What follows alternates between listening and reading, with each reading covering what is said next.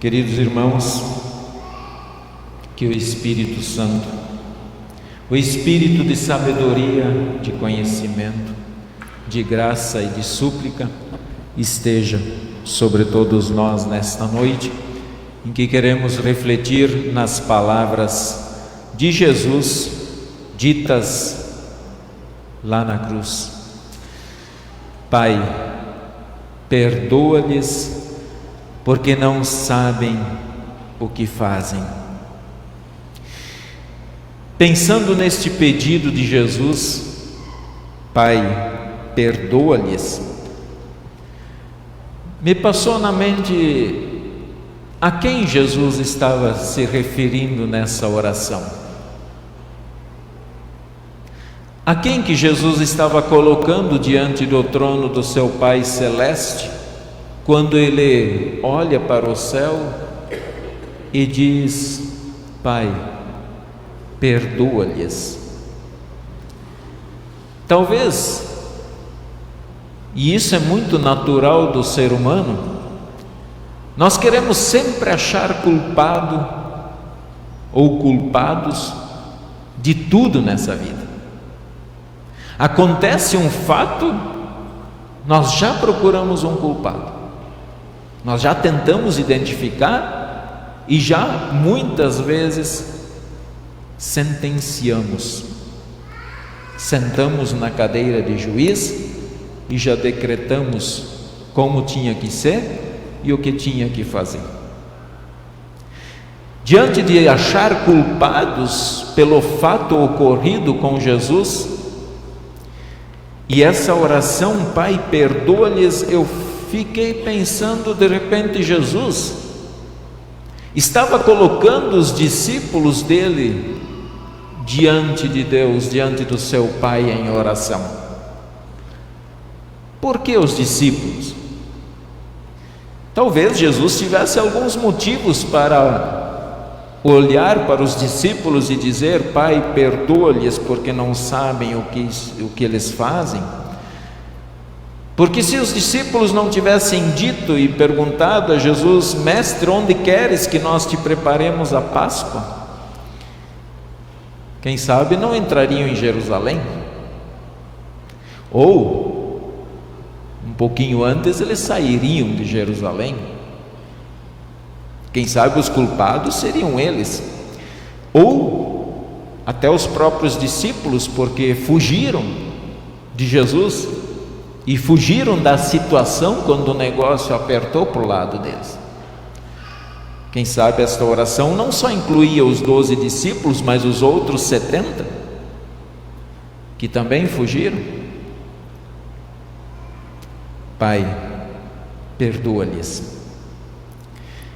Judas, talvez Jesus está olhando para Judas e falando: Pai, perdoa-lhes, porque não sabe o que fez.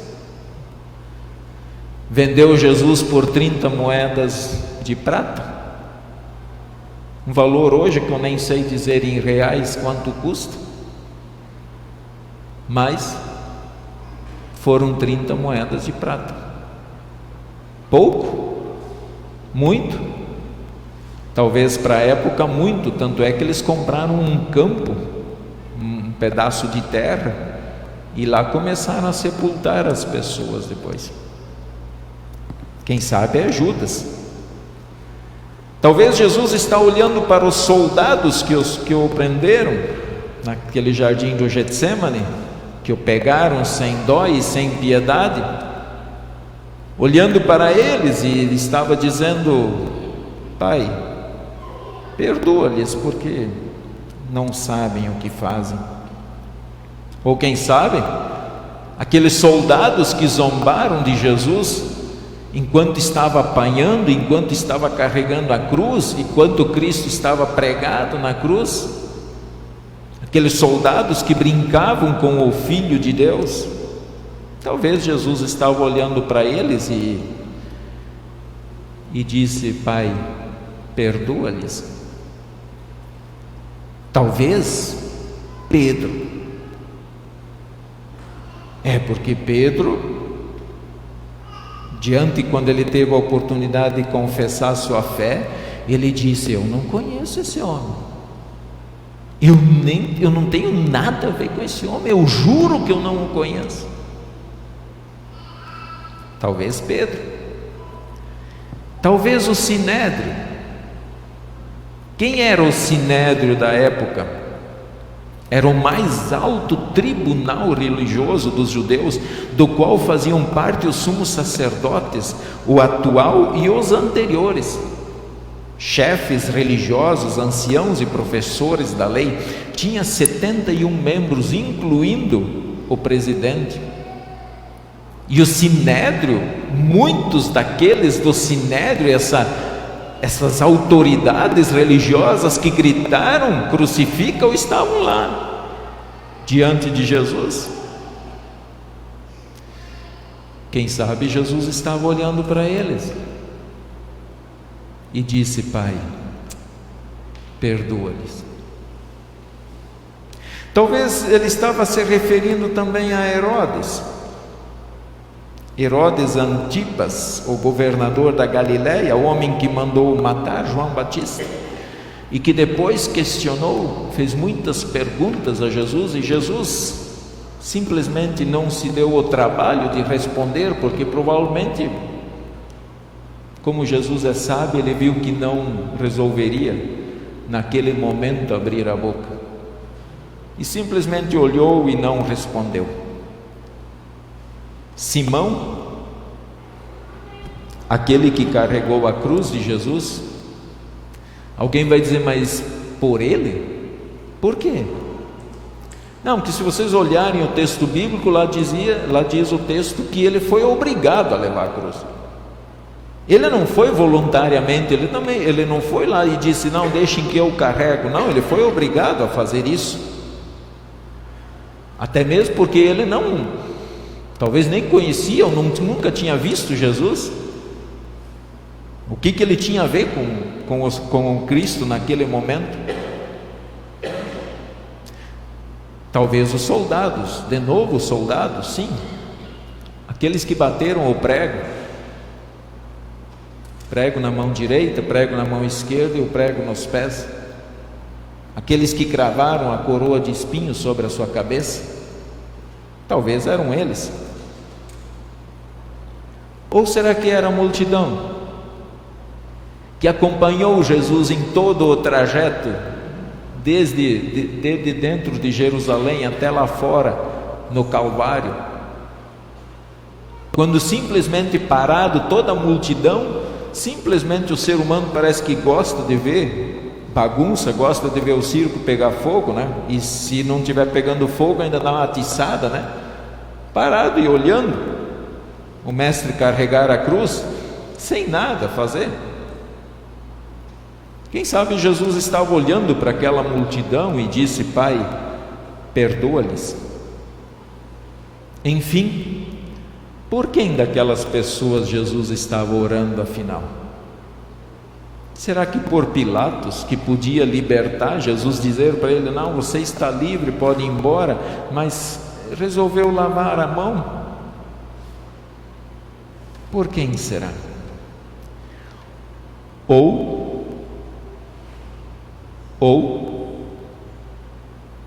Jesus estava orando por nós.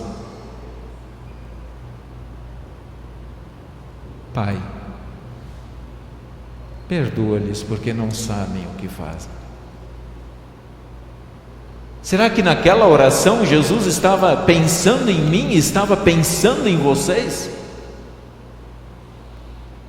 Eu não tenho dúvida que sim, que Jesus estava orando por todos aqueles que eu já falei. Mas naquele pedido dele, eu me sinto incluído lá dentro. Pai, perdoa-lhes. Perdoa-lhes porque não sabem o que fazem. Me sinto lá dentro dessa oração. Culpados foram todas aquelas pessoas, todos. Não escapou um. mas também fui eu. E foi vocês. Cada um aqui dentro, cada ser vivo que ainda vai nascer antes de Cristo voltar, foi culpado. Ah, mas eu não estava lá. Não interessa. Não interessa. Quando nós olhamos com o olhar de Deus, nós vamos compreender o porquê de tudo isso. E eu me sinto tão culpado daquilo, porque foi pelos meus pecados que Deus foi cravado na cruz.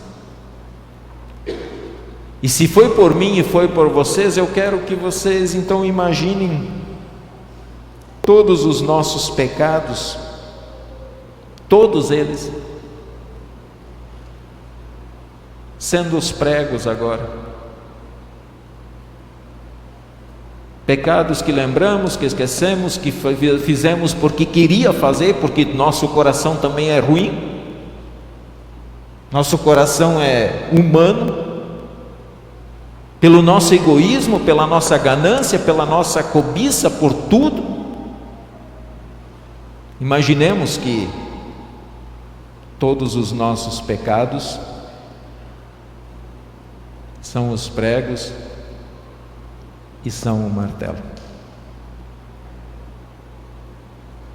E eu quero convidar o Selmir para me ajudar. Vou pedir para o Selmiro bater os pregos na cruz.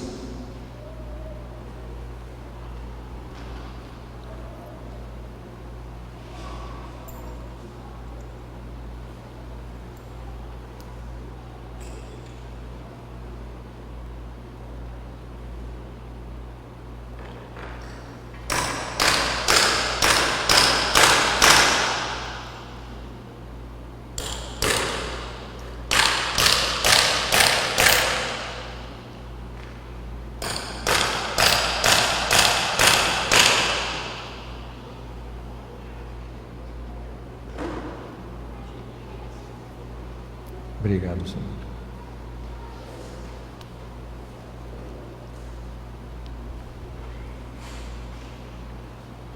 Os pregos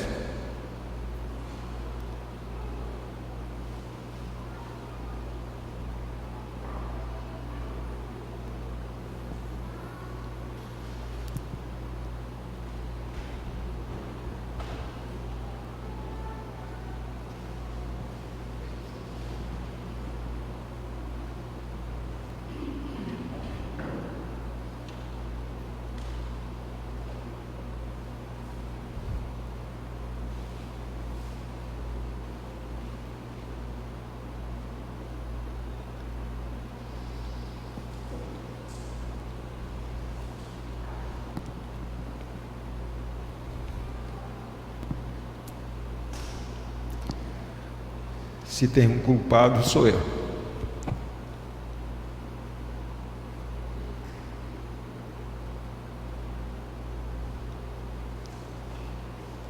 Somos todos nós.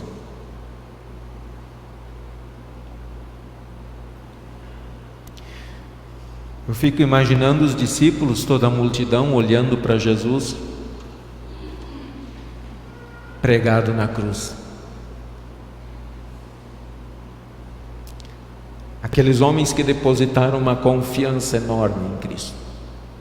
Aqueles homens que caminharam com Ele por 3 anos, que olhavam em Jesus e batiam no peito e diziam: esse é o meu mestre.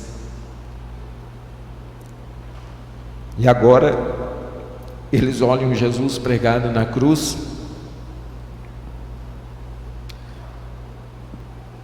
e não era só Cristo que eles estavam olhando lá,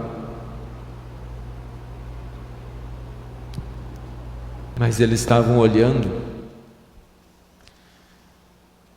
e aparentemente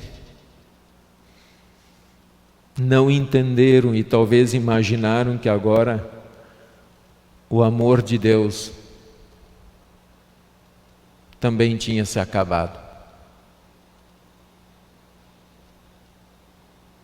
O amor de Deus que tanto Ele falou. Quem sabe eles olhando para Cristo na cruz não entenderam essa mensagem. e achavam agora o amor de Deus vai sair e nós não teremos mais este amor de Deus. Eu fico pensando e imaginando que eles não estavam olhando só Cristo, mas com Cristo eles também estavam vendo morrer toda a esperança que eles tinham. A esperança de uma vida melhor. A esperança de ser libertado dos seus inimigos, a esperança de finalmente poder aclamar Jesus como Rei e ter justiça na terra. Eles estavam lá olhando para Cristo na cruz e vendo cada gota de sangue que corria das suas veias, na verdade era a esperança deles que estava morrendo junto. Eu fico pensando que eles não estavam olhando só para isto, mas eles, quando Cristo estava dando a sua vida lá na cruz,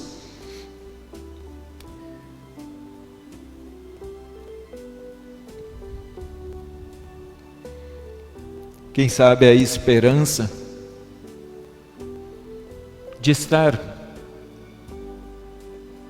de ser santificado, de ter uma vida plena com o Senhor também estava morrendo junto.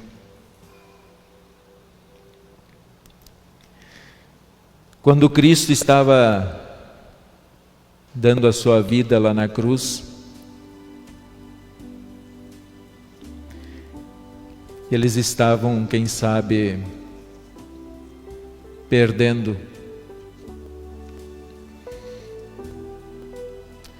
toda a esperança de morar naquele céu que diz lá em Apocalipse, ruas de ouro, vida plena, vida em paz. Sim, irmãos, eu acho que naquele dia os discípulos ficaram totalmente perdidos, sem rumo, sem saber o que falar, sem saber o que fazer. E então, depois de Cristo entregar a vida, um homem pede o seu corpo. Um homem pede o seu corpo para Pilatos, arruma o seu corpo, e talvez, enquanto arrumava o corpo de Cristo, esperança, amor de Deus, tudo agora não fazia mais sentido para aquele povo. E quando eles o sepultaram, o que será que passou na cabeça daqueles homens? O que será que passou no coração daqueles homens? Se viram totalmente como ovelhas que não têm um pastor que irá agora conduzi-los por este mundo?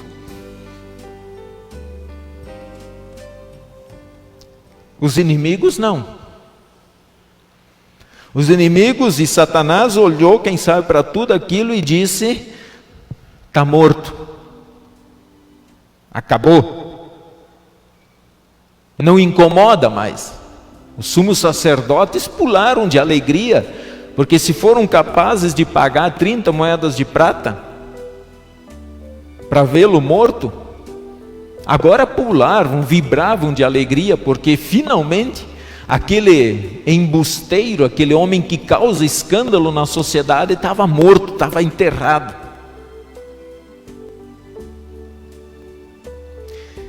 Enfim,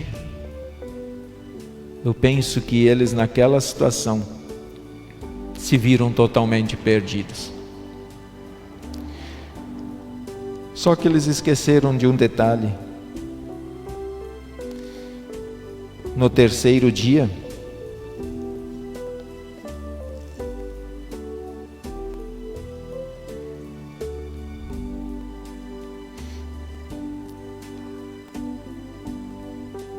o Salvador ressuscitou.